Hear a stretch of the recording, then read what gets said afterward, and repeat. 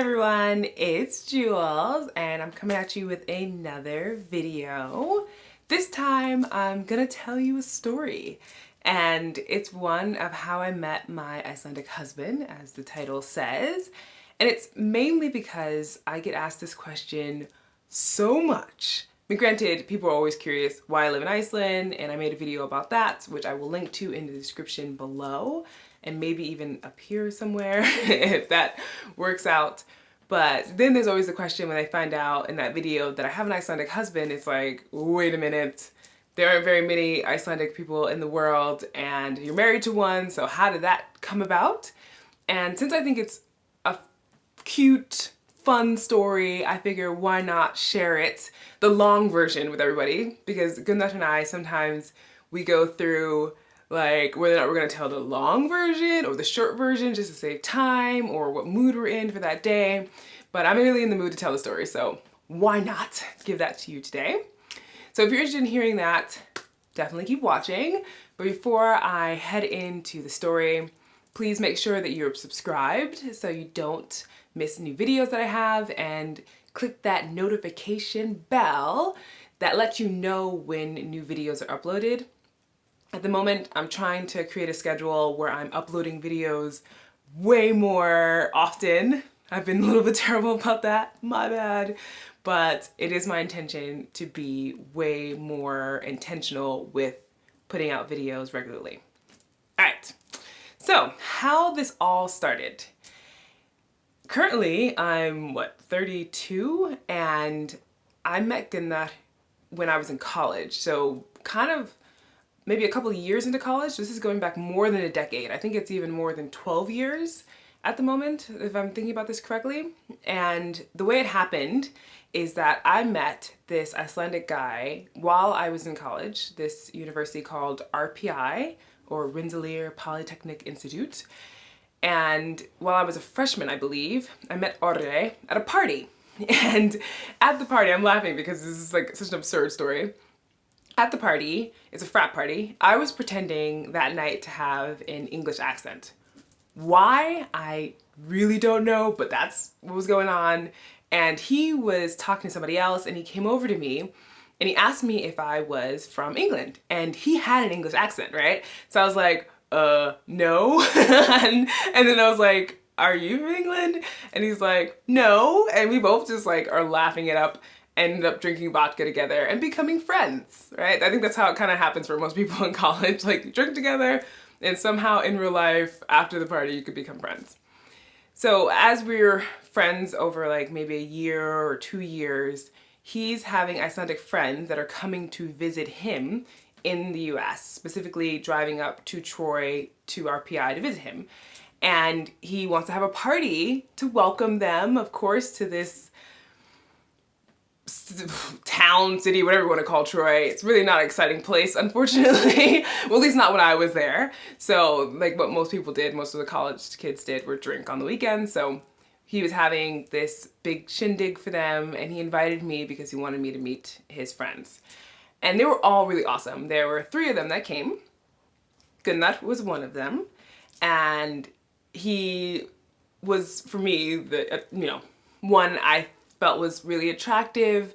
Granted, I wasn't trying to like get his attention or anything. It was just more like, oh, you see somebody that you think is attractive at a party, and you're like, oh, that's nice. And then you end up talking to them. And he was really sweet. And I don't even think he was drinking that night, which is also really interesting.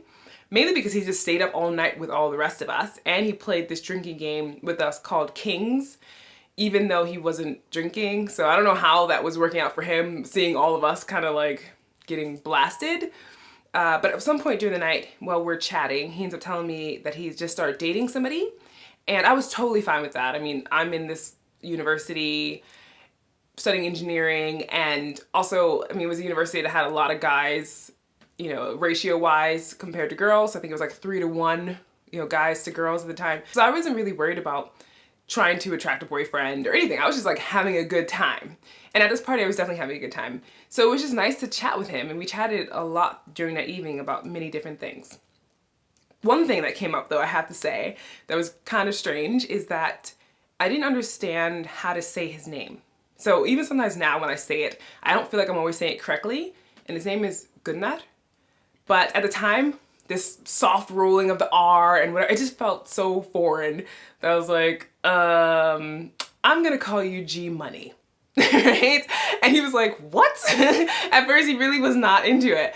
But eventually, like, softened to it. And yeah, we're talking about like G Money from New Jack City. So it's just maybe not the best nickname if you've ever seen that movie. But whatever. I mean, it wasn't meaning that he is like G Money from New Jack City. It was just more like that's what came to my mind in that moment of me trying to figure out how to give him a name that I could remember. Yeah. Anyway, I don't call him that anymore, by the way, and he doesn't want to be called that. And he just allowed me to call him that for the time being until I was, I guess, respectful enough. That's how I feel honestly about it, until to learn how to say his name. And I don't feel like good about giving him a nickname because I couldn't understand how to say it at the time. It wasn't taking the appropriate time to say it. So my bad, Gunnar. He already knows how I feel, but you know, I just think that, I think back to it, I'm like, ooh, maybe I should have been a little bit more like willing to learn it. Whatever. Granted, I also didn't know that I would be married to him one day. After that party though, we go our separate ways. I'm still in college. He goes back to Iceland to study. And at some point he moves over to the US, specifically to the Midwest in Indiana to study for, I believe his master's and then go on into a PhD program. During that time, when he comes over, I mean, between the two of us, I don't know if he was dating or starting to date who became his wife. So there was an Icelandic woman he was dating who he moved over to the US with because they were both in the same program to get their PhDs in psychology. And they both, you know, were living in Indiana together and doing everything else, and eventually got married. So I believe they got married in Iceland, but they were still going back to Indiana to do whatever, you know, study-wise, live together. And things ended up just not working out for them. Now granted, Gunnar and I kept in contact through Facebook, but it was really like, hey, how's life? You know, and the way that he found me was, Orre was my friend on Facebook and he friended me, and maybe every like 6 months there'd be like, how's life? I might respond, and if I'm the one who sends it, he might respond in a timely manner, maybe not, you know? It was so like, we didn't actually know each other, and we weren't, I wouldn't say friends, we were more like people who had met at a party and decided sometimes to randomly send each other Facebook messages. So I had no idea about most of the stuff that was going on with him. When he got married, I saw that he had gotten married. I think it was posted on his status or something, and I was super happy for him. I mean, I think it's awesome when people have these joyous occasions. Like, I had no emotional attachment to this person, so it was just like, awesome, congratulations, I hope everything's going well. And then it kind of fell off again with communication, and life just kept going on. Now fast forward, I believe, to 2013, in I think it's February or March. He had already been divorced for a little while, and he had had a relationship with someone else, and that didn't work out. And so he was single. And for the first time, the both of us were single at the same time. So I had like several relationships during that span of, you know, 6-7 years, however long it had been since we first met at that party. And I believe once or twice he had come to New York City, and I moved back to New York City after finishing my engineering degree because I like living in New York City, and so why not? And it just so happened that both of his brothers ended up studying in New York City and living here and living there at some time. So he would come to visit them. And I think it was once or twice at least that he contacted me to be like, hey, I'm going to be in New York City, do you want to meet up? And one of those times is kind of funny because I met his wife at the time and his mother, and I brought my really good friend to go out and eat. And we all had Pita Joe's. Anyone who lives or lived in New York City might know this place. It was on, I believe it was near Union Square, and it was just this like pita joint where you go in, you can like pick what you want in your pita. It was just really good at the time. I mean, I don't know, a lot of other places kind of came up that were similar, but Pita Joe's to me just always had a special place in my heart. It's not there any longer. But the funny thing to me is that when I met them, I thought they were lovely people, so nice. Everyone enjoyed eating their pita, at Pita Joe's. And it was just one of those occasions where I was just like, cool. It was nice to see him and to meet these other people that maybe I've seen in pictures on Facebook. But again, no other thoughts about it. Now that I think back to it and we've already been together, it's weird to know that like I was meeting my like future mother-in-law, without having any idea or any intention of that whatsoever. So this is kind of like, life is so strange sometimes, I guess is a good way of putting it in how I feel about it. But okay, so back to 2013, we are both single at the same time. I just got out of a relationship the November before that. So yeah, in my mind, I was just thinking like, after having gotten out of the relationship, I don't want this, and that. Like I was starting to make a list in my head about who I wanted to date, who I was in general, and the person I didn't want like a long distance relationship, blah, blah, blah. And so when he called me, he was, I think, visiting his mentor in Atlanta. So he wasn't even like near me, but he was like, yeah, I just wanted to catch up. And we were catching up and both talking about how we had been in these relationships. And he's like, yeah, and I'm not going to be with anybody until I move back to Iceland. And I'm like, yeah, and I don't even want to be with somebody who lives in New York City and blah, blah, blah. And what was so funny is that we're like, okay, so we're at least on the same page there. And he says to me, we haven't seen each other in a long time. Would you like to meet up? And I'm like, yeah, I would. Why not? This would be really fun. You're awesome to talk to on the phone. We can talk about everything because in our minds, we have no intention of being with each other. So it just feels like a really good friend to talk to about everything. Like I literally held nothing back about what I was looking for in a person, my feelings that day, or just in general, just about life. And he was able to do the same. So in essence, we were building this great friendship before we ever had the idea about becoming more than that or becoming, partners in life or anything. So I thought that was like really cool too and nice to have that kind of relationship and base built up for ourselves.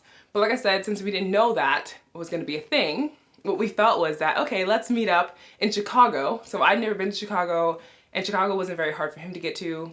So it was like, cool, let's meet up in Chicago for a long weekend, Memorial Day weekend, which was coming up in May, and just have fun. And literally it would have been like, the idea was to have like a friends with benefits weekend.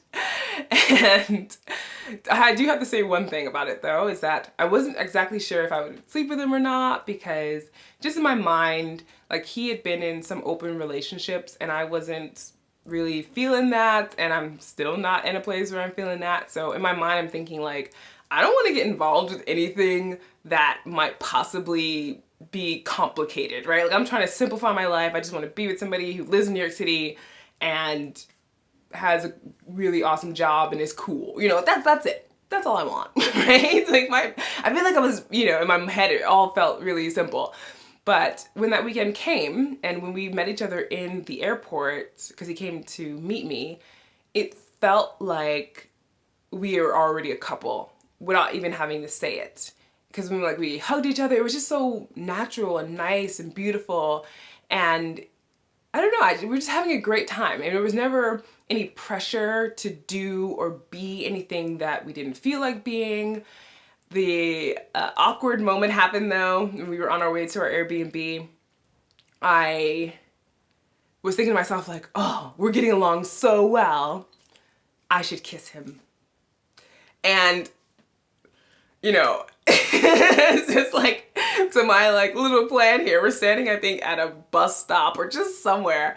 And we're looking at each other and I just tiptoe up and kiss him, right? And he literally is like, and I was like, oh, damn, that was a bad idea, right?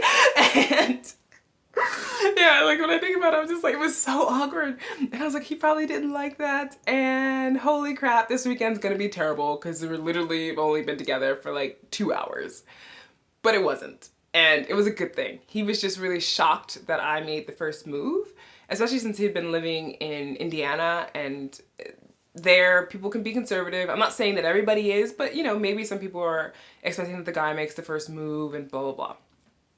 So that was just one of those things that's like, yeah, great idea, Jules. But it worked out really well. And at the end of the weekend on that Monday, I was flying back and he would be taking the bus to Indiana. We're sitting in the airport and he turns to me because I'm thinking to myself like, all right, so we had a great Friends with Benefits weekend. Awesome guy. I know that, you know, this isn't going to go anywhere because we had already said we want totally different things. He's talking about being with somebody when he moves back to Iceland. I already said I wanted to be with someone who lives in New York City. Like sometimes I can set like very strict rules for myself if I feel like that's where my mind should be. And so I was just like, I guess that's it, you know? And also he wants to be in open relationships, like that was in my head. So he turns to me though and he's like, Jules, I want to be in a monogamous relationship with you. And I was like, oh damn, oh damn, come on. I already made up my mind, right? I already said to myself like this wasn't gonna work out because A, B, C, Z, Y, X, blah, blah, blah, like making up, you know, these boundaries and restrictions. And now I have this person who I really emotionally and physically connected with who wants to be in a relationship, and I do too, but I wasn't expecting it. So here we are, and I was like, really? Okay, let's do it. So, and it wasn't like all of a sudden it was just gonna be like together, easy street. It was actually difficult in that we had to live apart. So that was the most difficult thing about it, really. Like we talked every day, but he was living in Indiana, I was living in New York City. I had a decent job and he's studying and he couldn't just uproot his life, and I didn't think that uprooting my life to Indiana made a lot of sense, seeing how he wasn't gonna stay there forever anyway. And he even told me like the first week we were together, he's like, you know, I do plan on going back to Iceland and that's where I want to live. And I was like, cool, I want to go to Iceland. I don't mind living in Iceland. I didn't know a damn thing about Iceland, okay? I mean, I hardly knew where it was located, let alone much about the weather, the people, the language. My first introduction to the language was through Orre. He showed me a book, an Icelandic book, meaning a book written in Icelandic, and it boggled my mind to the point where I laughed. I thought it was a joke, the letters, and I closed it and I was like, ha, pff, off to the side. I'm never gonna have to think about that. Like that was back when I was a freshman in college. I thought to myself, like, I'm never going there as people have such a strange language, right? Lo and behold, you know, not knowing that of course later on I'd be with this guy who I'm like deeply in love with and he wants to move there. And I'm just like, sure, let's do that, right? It's like blindly being like, this is gonna be an adventure. And it totally has been an adventure for sure. So we were in a long distance relationship for 3 years. And in that time we were in that relationship, he moved from Indiana because he got a internship in Maine. So he lived in Maine for a year and we would see each other every month. We didn't go past 5 weeks without seeing each other. So either he would fly to New York City or I would fly to Indiana or to Maine or to Iceland at some point. So yeah, every month we were switching, going back and forth. And that was pretty intense at times because sometimes flights get delayed, canceled, blah, blah, blah, whatever. Even though that happened, that never dampened our spirits or like love for each other. And we talked every day. I can count on my hand the amount of times that we did not talk, the days that we did not talk, because we were just so vigilant about talking every day, asking about how our days have been, you know, just sharing how we're feeling, what our plans were. It was so magical and beautiful. But the hardest part was being apart all of the time, or at least it felt like all of the time. And we ended up getting married, a really informal marriage to each other in his mom's living room in Iceland by the Humanist Society of Iceland. And there were about 4 or 5 adults there and like, I think 6 kids or something. And that original recording of our wedding, you can't really hear us saying our vows to each other because there are kids crying in the background. And they're just like, Mommy! And it's just so funny and amazing. And just one of those moments where we're just like, yeah, I feel like we feel like that really well, you know, like just, it is what it is. And it was beautiful, and it was ours, and it was special. And I think it was almost 3 years to the day when we ended up moving in together, or close, you know, in terms of when we got together. So Gunnar moved to Iceland and lived here for almost a year before I moved. And that was mainly because we made a pact. I had said that I'm totally willing to move to Iceland. My one thing though is that I have to have a job secured before I move, and a job in something that I really want to do, that really fits with me and my career goals and everything else. Now it might sound like a tall glass to order, but I just felt really confident that Iceland is this place that will have opportunities for me. I don't know how, I don't know where, I don't know what's gonna pop up, but it did. And I ended up getting this content marketing manager job, which totally fit with my skills and abilities at this awesome company, an outdoor adventure company. And I was just stoked about it. It was, you know, it felt like the stars were aligning. And I ended up moving to Iceland June 22nd, 2016.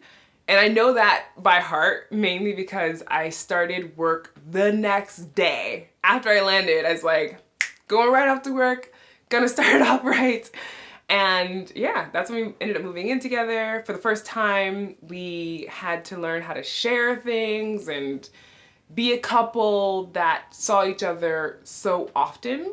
And that part was way more difficult than I thought. My sister, when I told her that, like, Gunnar and I, during our 3-year long distance relationship, I was like, we hardly even argue. She's like, just wait. Just wait till you move in together. Arguing is healthy. And I was like, no, it's not. Who wants to argue, right? I don't find that healthy to be in conflict. Yeah, we argued, definitely, a lot more than we ever thought we would, and intensely. Like, it's like we almost had to like get it out. So now it's 2019 and we've been together almost 3 years in Iceland. And things have definitely, we got into our groove, we understand our each other's temperaments better, our styles of living, and we're just enjoying life. So there you have it. That is the long story of how Gunnar and I ended up being together. And in my time in living in Iceland, I've just been super amazed by the people, the language. I'm learning Icelandic. And while that is nerve-wracking, I'm gonna make some videos about that because I feel like there's so much that goes into learning a language, especially one that isn't spoken by very many people and is quite archaic, that makes it fascinating but also makes it a pain in the butt, okay? I'm just gonna be honest. But I still enjoy the process. And from my fascination with Iceland and living here and experiencing it as an expat, but also someone who's a part of an Icelandic family, I thought it would be really fun to share my experiences, not only through video, but through my podcast, All Things Iceland, which many people have listened to and downloaded and find quite useful. So whether you're from the US or from wherever, I just share a lot of facts about culture, history, food, language. I do interviews, and I even talked a little bit about my relationship, but I'm giving you like the full story here about how we met.